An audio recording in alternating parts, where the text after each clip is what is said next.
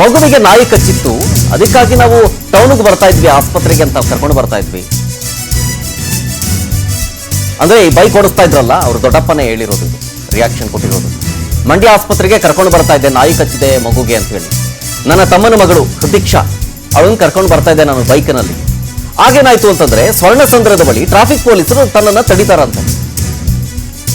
ಆಗ ಅವ್ರು ಪೊಲೀಸರಿಗೆ ಹೇಳ್ತಾರೆ, ಇಲ್ಲ ಸರ್ ಮಗು ಹುಷಾರಿಲ್ಲ, ಹಿಂಗಾಗಿದೆ, ಆಸ್ಪತ್ರೆ ಕರ್ಕೊಂಡು ಹೋಗ್ತಾ ಇದ್ದೀನಿ ಅಂತ ಹೇಳಿರ್ತಾರೆ.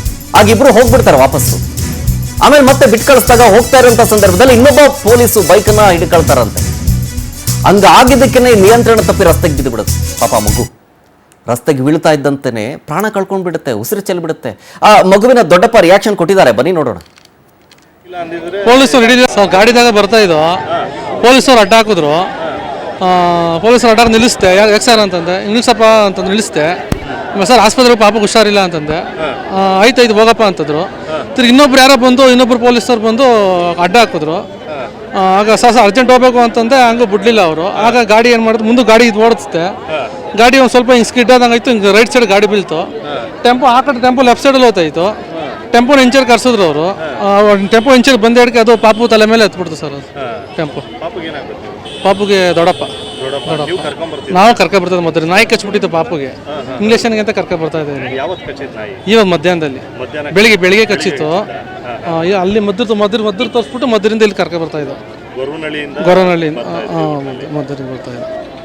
ಪೊಲೀಸರು ಹಿಡಿಲಿಲ್ಲ ಅಂದ್ರೆ ಪಾಪುಗೆ ಏನೋ ಆಗ್ತಿರಲ್ಲ, ನಮ್ಮ ಕೊಡಗೆ ನಾವು ಹೋಗುವು ನಮ್ಗೇನು ಆಯ್ತಿರಲ್ಲ. ಪೊಲೀಸರು ಅಲ್ಲಿ ಬಂದು ಅವ್ರಾಗ ಅಡ್ಡ ಹೊಡೆದು, ಎರಡನೇ ಸಲ ಕೈ ಅಡ್ಡ ಹೊಡೆದ್ರು. ಆಗ ಒಬ್ರು ಕೈಯೇ ಹಿಂಗೆ ಹಿಡಿದು ಎಳೆದ್ರು.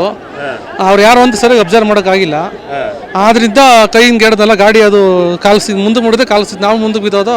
ಪಾಪ ಇನ್ನೊಂದು ಸ್ವಲ್ಪ ಮುಂದಕ್ಕೆ ಬಿದ್ದೋಯ್ತು, ಟೆಂಪೋ ತಲೆ ಮೇಲೆ ಹತ್ಬಿಡ್ತು. ಸರ್ ಏನಾಗಬೇಕು ಪಾಪಕ್ಕೆ ಪೊಲೀಸ್ ಭ್ರಷ್ಟ ಪೊಲೀಸ್ನವ್ರಿಗೆ ಏನಾರ ಬುದ್ಧಿ ಕಲಿಸ್ಬೇಕು ಸರ್. ಏನಾರ ಈಗ ನಾವು ಏನಾರ ಆಕ್ಸಿಡೆಂಟ್ ನಮಗೂ ಹಂಗೆ ಆಗಿದ್ರೆ ಯಾವ ಗೊತ್ತಿ ಸರ್, ನಮಗೂ ಹಂಗೆ ಆಗಿದ್ರೆ ಈಗ ನಾವಿನ್ನ ಹೇಳೋಕ್ಕಾಯ್ತಿರಲ್ಲ. ಈಗ ಇನ್ನೊಂದು ಅರ್ಧ ಅಡಿ ಕಡೆ ಬಂದಿದ್ರೆ ನಮ್ಮ ತಲೆ ಮೇಲೆ ಹೊತ್ತದ ಗಾಡಿ. ಈ ಪೊಲೀಸ್ನವ್ರು ಆದಂಥವ್ರು ಪೊಲೀಸ್ನವರು ಆ ಕಡೆ ಈ ಕಡೆ ಹೋಗ್ತಾ ಇದ್ದಾರೆ. ಸಾವಿರ ಜನಕ್ಕೆ ಸಪೋರ್ಟ್ ಮಾಡೋಕೆ ಅವ್ರಿಗೆ ಅವರೇ ಪೊಲೀಸರು ಸರ್ ಬನ್ನಿ ಸ್ವಲ್ಪ ಹೆಲ್ಪ್ ಮಾಡಿ ಅಂದ್ರೆ ಆ ಕಡೆ ಒಬ್ಬ ಈ ಕಡೆ ಒಬ್ಬ ಹೋಯ್ತದೆ. 4-5 ಜನ ಪೊಲೀಸ್ನವ್ರು ಇದ್ದು ಸರ್ ಗಾಡಿದಾಗ. ಡೀಟೇಲ್ಸ್ ಕೊಡ್ತಾರೆ ಇದ್ರ ಬಗ್ಗೆ ನಮ್ಮ ಮಂಡ್ಯ ಪ್ರತಿನಿಧಿ ಬಾಲಕೃಷ್ಣ ಫೋನ್ ಸಂಪರ್ಕದಲ್ಲಿ ಜಾಯ್ನ್ ಆಗ್ತಿದ್ದಾರೆ. ಬಾಲಕೃಷ್ಣ, ಈಗ ಕುಟುಂಬಸ್ಥರು ಸೇರಿದಂತೆ ಸಾರ್ವಜನಿಕರು ಆಕ್ರೋಶವನ್ನ ಹೊರಹಾಕಿ ಇದಕ್ಕೆ ನ್ಯಾಯ ಬೇಕು ಅಂತ ಕೇಳ್ತಾ ಇದ್ದಾರೆ.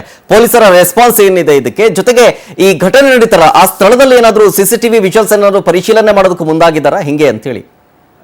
ಹೌದು ಶರತ್, ಏನಂದ್ರೆ ಇದು ಪೊಲೀಸರ ತಪ್ಪೆ ಅಂತಾನೂ ಕೂಡ ಹೇಳಲಾಗ್ತಿರುವಂತದ್ದು. ಏನಂದ್ರೆ ಬರ್ತಾ ಇರುವಂತ ಒಂದು ಬೈಕ್ ನ ಇವರು ಅಡ್ಡಗಟ್ಟಿ ಕೈ ಹಿಡಿದು ಎಳೆಯುವಂತದ್ದು ಎಷ್ಟು ಸರಿ ಅನ್ನೋದು ಸಾರ್ವಜನಿಕರ ಒಂದು ಆಕ್ರೋಶಕ್ಕೆ ಕಾರಣ ಆಗಿರುವಂತದ್ದು. ಬರುವಂತಕ್ಕೆ ಕೈ ಹಿಡಿದು ನಿಲ್ಲಿಸಬಹುದಾಗಿತ್ತು, ಆದ್ರೆ ಇವರು ಕೈ ಹಿಡ್ಕೊಂಡು ಎಳ್ದಿ ಆ ಬೈಕ್ ಸ್ಕಿಡ್ ಆಗಿ ಬಿದ್ದು ಮಗು ಪ್ರಾಣ ಹೋಗಿರುವಂತದ್ದು. ಇದರಿಂದಾಗಿ ನಮಗೆ ನ್ಯಾಯ ಬೇಕು ಅಂತ ಹೇಳಿ ಬೆಳಿಗ್ಗೆಯಿಂದನೂ ಕೂಡ ಏನ್ ಪ್ರತಿಭಟನೆ ಮಾಡ್ತಾ ಇದ್ರು ಪ್ರತಿಭಟನಾಕಾರರು, ಇದಕ್ಕೆ SP ಅವರು ಕೂಡ ಸ್ಥಳಕ್ಕೆ ಭೇಟಿ ನೀಡಿ ಎಲ್ಲರೂ ಕೂಡ ಸಮಾಧಾನ ಪಡಿಸಿ ಏನು ಅಲ್ಲಿ ಕರ್ತವ್ಯದಲ್ಲಿದ್ದು 3 ಜನ ASIಗಳು ಅವ್ರನ್ನೂ ಕೂಡ ಸಸ್ಪೆಂಡ್ ಮಾಡಿದ್ದೀನಿ, ನಿಮ್ಗೆ ಏನ್ ನ್ಯಾಯ ದೊರಕಬೇಕು ಅದನ್ನೆಲ್ಲ ನ್ಯಾಯ ಕೊಡಿಸುವಂತ ಜವಾಬ್ದಾರಿ ನಮ್ದಾಗಿರ್ತದೆ, ನಿಮ್ಗೆ ನಾವಿರ್ತೀವಿ ಅಂತ ಹೇಳಿ SP ಎಲ್ಲರೂ ಕೂಡ ಮನವೊಲಿಸಿ ಇವಾಗ ತಾನೇ ಮಗುನ ಶವಾಗಾರಕ್ಕೆ ರವಾನಿಸಲಾಯಿತು. ಒಟ್ಟಾರೆ ಹೇಳ್ಬೇಕು ಅಂದ್ರೆ ಇದು ಪೊಲೀಸರ ಒಂದು ನಿರ್ಲಕ್ಷ್ಯದಿಂದನೇ ಈ ಒಂದು ಅವಘಡ ಆಗಿರುವಂತದ್ದು. ಇಂಥ ಅವಘಡಗಳು ಅಲ್ಲಲ್ಲಿ ನಡೀತಾ ಇರ್ತದೆ, ಆದ್ರೆ ನೀವು ಸರಿಯಾಗಿ ಪೊಲೀಸರ ಮೇಲೆ ಕ್ರಮ ಕೈಗೊಳ್ಬೇಕು ಅಂತಲೂ ಕೂಡ ಏನು ಇಲ್ಲಿಂದ ಪ್ರತಿಭಟನಾಕಾರರು ಆಗ್ರಹಿಸಿದಂಥದ್ದು.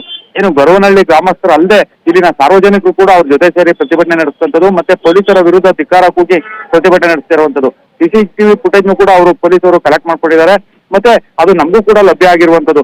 ಏನು ಅಲ್ಲಿ ಪಾಸ್ ಆದ 10 ಸೆಕೆಂಡ್ ಅಲ್ಲಿ ಈ ಒಂದು ಅವಘಡ ಸಂಭವಿಸಿರುವಂತದ್ದು.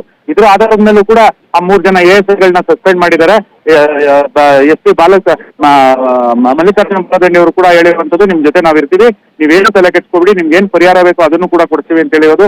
ಮತ್ತೆ ಇಲ್ಲಿ ಸ್ಥಳೀಯ ಶಾಸಕ ರವಿಕುಮಾರ್ ಅವರು ಕೂಡ ಅವರು ಡೆಲ್ಲಿಲಿ ಇರೋದ್ರಿಂದ ಅವರ ಸಹಾಯಕರನ್ನ ಕಳಿಸಿ ಅವ್ರಿಗೂ ಕೂಡ ಒಂದು ಭರವಸೆ ಕೊಟ್ಟಿರುವಂತದ್ದು. ಏನಂದ್ರೆ ಮುಖ್ಯಮಂತ್ರಿಗಳ ಪರಿಹಾರ ನಿಧಿಯಿಂದ ನಿಮ್ಗೆ ಪರಿಹಾರನೂ ಕೂಡ ಕೊಡಿಸ್ತೀವಿ ಅಂತಾನೂ ಕೂಡ ಹೇಳಿರುವಂತದ್ದು. ಒಟ್ಟಾರೆ ಹೇಳ್ಕೊಂಡ್ರೆ ಇಲ್ಲಿವರೆಗೂ ಕೂಡ ಒಂದು ಬಿಗುವಿನ ವಾತಾವರಣ ಇತ್ತು. ಈಗ ಪೊಲೀಸರು ಎಲ್ಲನೂ ಕೂಡ ತಿಳಿಗೊಳಿಸಿ ಇವಾಗ ಏನು ಸವಾಗರಕ್ಕೆ ಮಗುನ ಅಲ್ಲಿಗೆ ಸಾಗಿಸಲಾಗಿದೆ.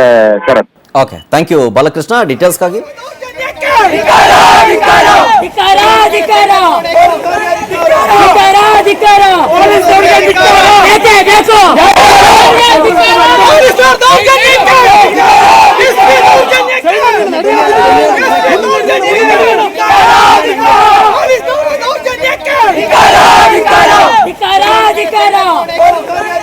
ಧಿಕ್ಕಾರ ಧಿಕ್ಕಾರ ಧಿಕ್ಕಾರ